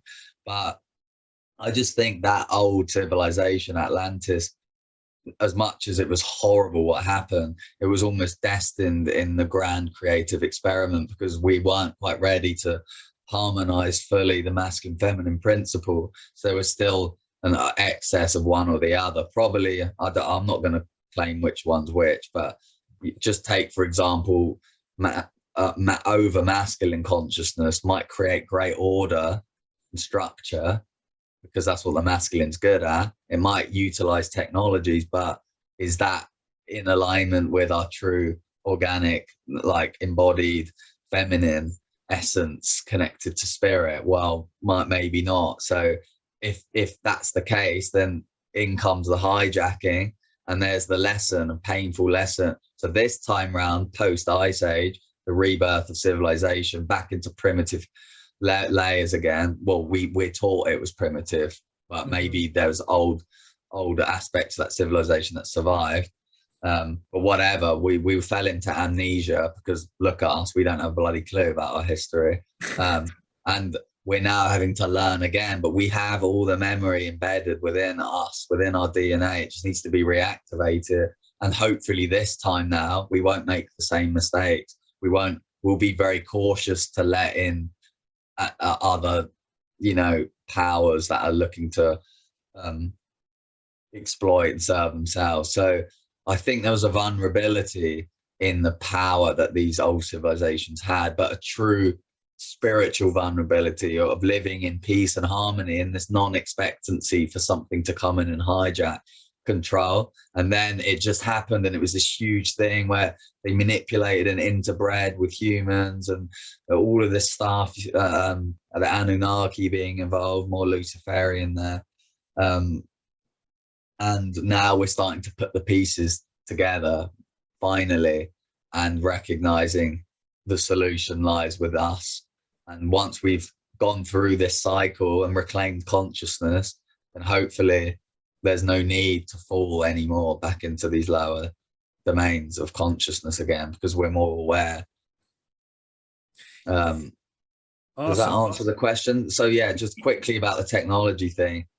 That when I kind of come with this anti-technology stance, I'm not necessarily saying that there's no use for modern technologies as we're familiar with, like Zoom calls, because I wouldn't be chatting to you. So I'm not anti-technology. I understand its purpose, but I actually advocate for different kind of technology, psychic technology. And I know people can get a bit triggered with that because it sounds very idealistic, but I'm not imposing any limitations on what I believe is possible. And I actually do believe we should be stripping away from this kind of technology, not back to cavemen days or primitive days.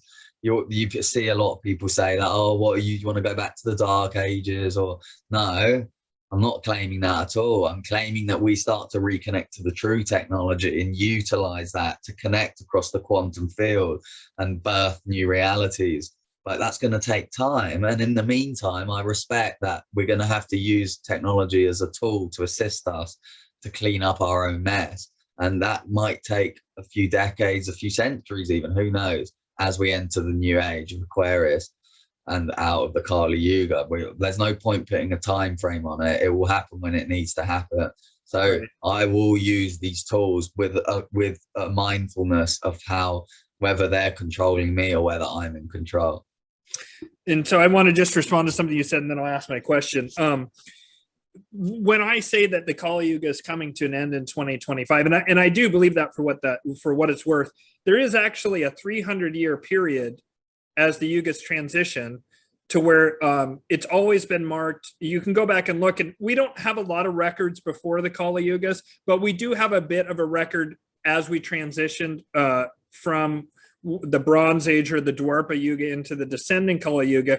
We do have some records, and that transitional period of time, about 300 years, so 150 years of the Dwarpa Yuga and 150 years of the Kali Yuga, or there was a slice that's kind of in between where it's sort of both.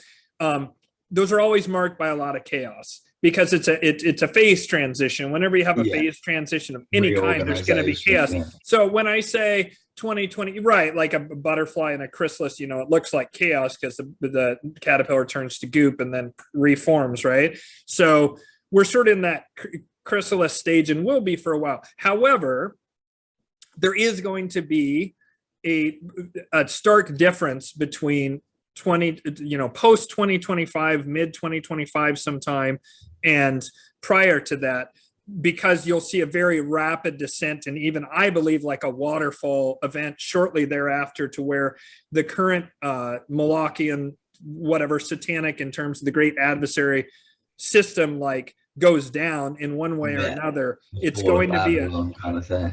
Right. It's going to be a spectacular fall, and it's going to be like a waterfall event. But it's not like we're going to just wake up and, oh, wow, everything's great now. Everything's perfect. Exactly. We don't have to do anything. That's just more of that nonsense and fantasization. We don't have any work to do. We've made a big fucking mess. We partied really fucking hard while our parents were gone. The house is fucking trash, and we better clean that shit up. Exactly. And so we're gonna have work to do, and it's not going to be immediate. It's just more like, right now, if you tried to do it like 100 years ago, what will be possible in 2025 and beyond, you couldn't do it. It would hit a wall. It's like Tesla tried to bring free energy forward, and JP Morgan clamped down on them, all that kind of stuff.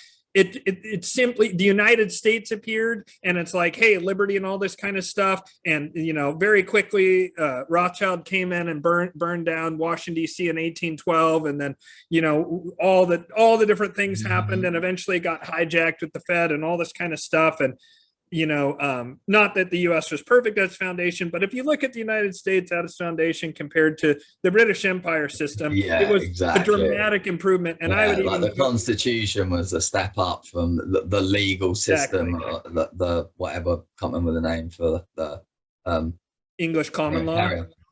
No, for the not common law, because that's more aligned with natural law, but the bad version of law. There's a name, the maritime law, admiralty law. Yeah, I'm actually going to do a whole I'm going to do a whole episode in the future with my friend J. Philip Jimenez, who's a professor of international law and a lawyer himself in Mongolia. We're going to do exactly what Sami just talked about, because Sami just really ripped the lid off a super fucking deep rabbit hole. Admiralty law. That's a whole nother fucking conversation. Oh yeah. And so I'm going to be doing a show on that in the future, but Sami just broke a huge thing right there. Like, that's deep. And so, it was I personally believe that the Constitution and the ability to have amendments to change things, We're going to have to improve upon that. But I still think it's the best system of government on earth, which is not to say that I think the US government is the best government on earth. I mean, the system, if we even remotely adhered to it, which we do fucking not at all at this point. Like, my God, they're even trying to not let us have the First Amendment at this point, for Christ's sake. But nonetheless, like, as you can see, the US was like, okay, we got this great idea. Bam. You know, Tesla, hey, free energy, bam. You know what I mean? The Renaissance, bam. You know, like, whenever there's been an attempted expression of like this upward movement, which is inherent in, as we're getting closer and closer to the end of Kali Yuga, these kind of like shoots or flowers start popping up all over the place of something better. And it's like whack-a-mole. Even arguably post-World War II hippie revolution, whether that was created purposefully to feed this whole ultra-liberal expression, whatever, but there was a sense of freedom needed after the World War. Oh, there you go again. There's the hijacking. Exactly. That's what we have today as a result of it. Well, it feeds straight into this, you know, the masculine, feminine distortion, like gender reversal stuff. So yeah, you're right. We haven't been ready to let go of it yet. But as we transition into this new age, then the consciousness behind it changes. So therefore, it will become more sustainable to hold that transition. Yeah. And my last metaphor for it is, you're a little kid and you're making a sandcastle on the beach, and up comes your bully older brother and smashes down your sandcastle. What's going to be different in 2025 is we'll begin to be able to create structures that are allowed to actually grow and build. But guess what? That's going to take fucking work and effort and, you know, personal responsibility, doing the work, finding like-minded community, imagining and then implementing, you know, all this kind of stuff we talk about. So I just wanted to say that one little point. And then my second to final question, because I want to leave the floor to you for your final message at the very end. But, and this is kind of weird and seems somewhat unrelated to other things, but, you know, I see a lot of people who are hyper frustrated, and I don't blame them. Sometimes it crops up for me too, to where I'm like, to where like people just had it with the people who are zombified. And sometimes I'll see outbursts of people in the truth-seeking community or whatever. They're so traumatized and horrified by this awful Molochian system. And that awful Molochian system simply cannot be without these zombies, you know, the people who are just like mainstream media talking point, who are often really intelligent people, weirdly, and sometimes they're really compassionate. Sometimes they're neither of those things, but there can be people who are duped into it. But there's a lot of times that you'll talk to people and it's a real person and you can verify that it's an actual person. And you feel like, you're like, is anyone home? Like, is there anyone there? You know, and there's this term that I find amusing and I laugh at it a lot in memes and stuff, but this idea of the NPC, the non-player character, which for older viewers, it's a Dungeons and Dragons thing originally, that like the dungeon master creates the world that the heroes go through to fight the bad guys. The heroes each control one guy, like a knight or a wizard or whatever, or a hobbit thief or whatever it is. And then the dungeon master controls the entire rest of the world, all the barkeeps, all the whatever. But where it comes into the modern parlance is the NPC, the idea is in modern video games, which are built off Dungeons and Dragons, there'll be other players like in World of Warcraft. And like me and Sami might both have a character and we'll be like, hey, Sami, what's up? You want to do stuff? And we're both controlled by like a human. But then the world, in order to populate it out, and because nobody wants to sit there and be a shopkeeper all day, they populate like the shopkeeper or the person who gives you quests or whatever. And you can go up to that guy and you say whatever, and they go scripted response, like, yes. Oh, do you want to fight the king? And you're like, no, I don't want to fight for the king. Screw the king. And they go, great, here's your quest. Like, they don't actually respond to what you're saying. And so there's this metaphor of people being NPCs, non-player characters, which is a very fucking insulting term, but it's kind of funny and can give some psychological relief when you feel like you're smashing your head against the wall with these folks. But my question to you is, there's certainly, like everyone has in their lives, people who are good people. They're good. They're maybe really intelligent. They're very often highly educated. And I don't think that that's an accident, because then they get invested into the system, you know, because they're getting paid more. And so then they're loyal to the system for that reason. And they don't want to look at where their paycheck's coming from too close. And also that they've been indoctrinated at higher education and so forth. And so there's all that class of people, but it does seem like when I walk around in the world, that sometimes I run into people, I talk to people, and it's like, it's almost like there's nobody fucking home. And so I just bring this up because it's such a weird and pervasive phenomenon that, do you think that perhaps there's some amount of people out there that, like, do you believe that they're truly regular people and they're just on a soul stage of evolution to where they incarnated at this time to be this sort of NPC and that's their job, that's their karmic duty? Or do you believe that, some people get really deep down the conspiracy rabbit holes with androids and clones and stuff like that? I don't really get into that, but I'm open to that possibility. Or do you think that they're like perhaps straight up possessed, like not like they're being fed on by the system, but they're actively possessed by a demonic spirit? Or do you think it's even possible that there's people running around that are truly soulless, and that's not to dehumanize them and that therefore we should harm them or anything like that? But what is your take on this idea of these sort of like empty people running around that are just seem totally incapable of being alive, being present, and like doing anything other than regurgitating and giving scripted responses? Like, what's your take on that? What do you feel on that? And I'm just throwing out possibilities. I tend to think, my personal view real quick is just that I think that they're probably incarnated at this time because they're at a, not to be insulting, but an earlier stage of spiritual evolution. And they are actually like placeholders and, in a certain sense, to flesh out the planet and to play their role in the great drama that's unfolding. But they are human. They do have souls. They're just very conditioned. They're very less, they're just less evolved souls. Not like they fucked up and you're better, but just that's where they are. Just the same way a kindergartner, it's fine to be a kindergartner, it's fine to be a physics student, but there's a difference between the two. And that doesn't mean we're mean to the kindergartners or that the physics people are better. They're just at different stages. So I don't want to have a judgmental piece in there, but that's my belief, is that it's people at earlier stages of spiritual development that are here to fulfill that role of being frustrating to the rest of us, perhaps, and also that a lot of these people are going to be the ones who will be departing soon, I believe, because they're walking right into the slaughterhouse. So what's your thought on what I just said? Yeah, so we're interacting with all kinds of energies and entities at all times. We just can't perceive them. And they're looking for hosts, and there's many of these entities, and they take loads of different forms, so we shouldn't try and reduce it to a certain specific type.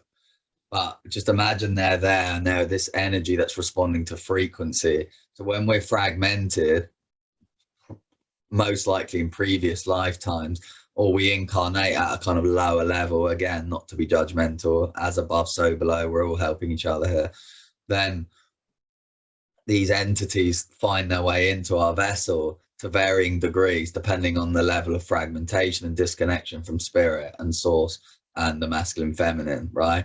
And we've already gone into the masculine feminine, the sexual distortions that arise, and what that does to us in terms of invoking dark energies and shame imprints. When that energy becomes so dense and miasmic, in when I say miasma, that's just the term for dark energy accumulating in the body, that then attracts something that matches that frequency, so we become a portal to host that demonic energy in our bodies. Over time, if we don't release those energies, and we're so hooked into like the addiction cycle or into our ego personalities, then eventually we'll get more and more taken over. And the most extreme manifestation of that is demonic possession entirely, which is like a walk-in. That's what I mean by a walk-in in that context, where our soul is so lost in the phantom worlds, either through our own doing or through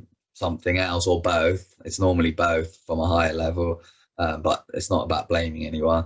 And that's what possession is. At that point, we're not even connected to soul anymore. And that's what you might class as a spiritless human, in that the vessel is just a conduit now to serve demonic agendas. Look at psychopaths. They're a good example of that. they're completely disconnected from empathy, love, because they're not connected to spirit. The cord's been cut, so to speak, but I still believe these fragments of their soul are still scattered and need reintegration. Maybe not in that body, but they need to be saved, these souls from the demonic realms. They're wounded, deeply traumatized and in pain souls that are now stuck in the demonic hell realms. That's what hell is. It's a place for tormented souls. And like I said before, those aspects of fractured souls can develop into entities in themselves. So this is a deep understanding of what evil actually is that we need to try and grasp, to understand why some humans appear so incapable of acknowledging their true nature. They're so far down that process of distortion that most of what's operating their vehicle or their avatar is no longer the spiritual self, but it's the programmed self, or the traumatized self. So there's varying degrees of that along the spectrum that would explain why people are different. And then at the extreme end, you've just got the global elite who have literally voluntarily sold their souls to the devil in demonic rituals, and they're possessed entirely. I mean, I'm not going to name names, but we know who they are, the satanic rulers. So don't even try and work with them on a human level or think they're capable of changing in that way. The only way to change them is to change ourselves, to move beyond that frequency, so that energy can't survive. It dissolves because it's lost its food source, and that way we transform the landscape for everyone, and we all start to recover those lost pieces of our soul. And that's how I believe we best heal. And that's the answer to your question. Fantastic. So then I wanted to thank you so much for your time today, Sami. I super appreciate it, and I definitely want to have you on again in the future. It's always just such a pleasure to talk to you. I just wanted to give you the opportunity for, of course, everyone, please go check out Sami's site, which I've had linked at the bottom of the video, and then will also be in the video description, shiftingtimeline.com, correct? Yeah. But so, Sami, I wanted to just give you the final word here. What would you like, given everything that we talked about today, and kind of like where you see things are at personally, like or currently rather, what would you tell the viewers that they can do in their own lives right now today to sort of begin to move and shift that timeline?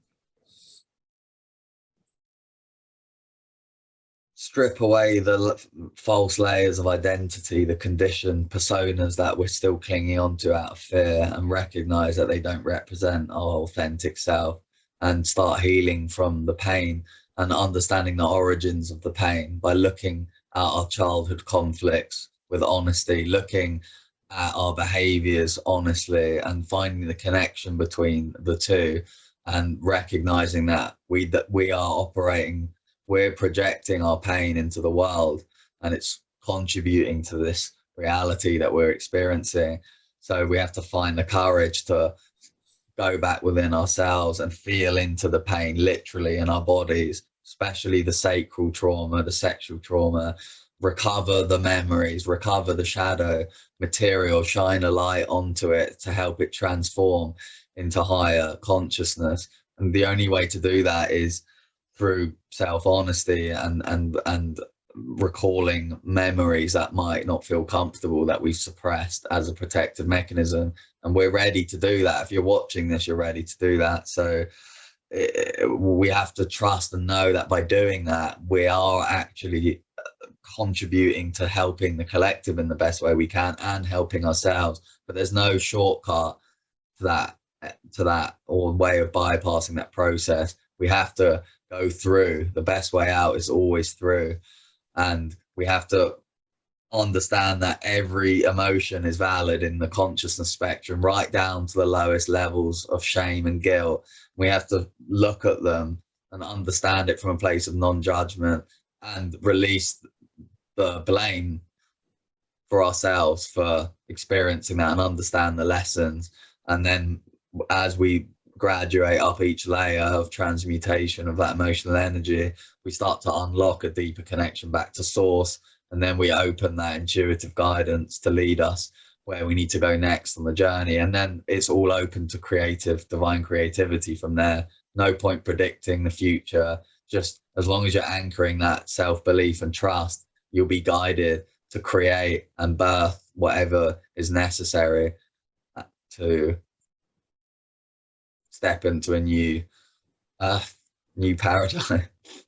Yeah, beautiful, beautiful. Thank you so much, Sami. And I'm going to go ahead and end it there. Thank you so much, viewers. And I should have said this at the beginning, but if you got this far and you haven't already liked and subscribed, please do hit the subscribe button. I'm going to tag that on to the beginning because I always forget to say it. They say it's the #1 thing you're supposed to do, and I always forget. So thank you so much, Sami. It's always a pleasure. And we'll talk a couple minutes when we're done here. Thank you, viewers, for watching this. I hope you enjoyed it. Do check out Sami's incredible writings. Like somehow Sami is an even better writer than he is a speaker, and he's a phenomenal speaker, as you've seen in this video. Seeker as well, actually. All right. Thank you so much, Sami. And yeah, thank you, viewers. All right. Bye-bye.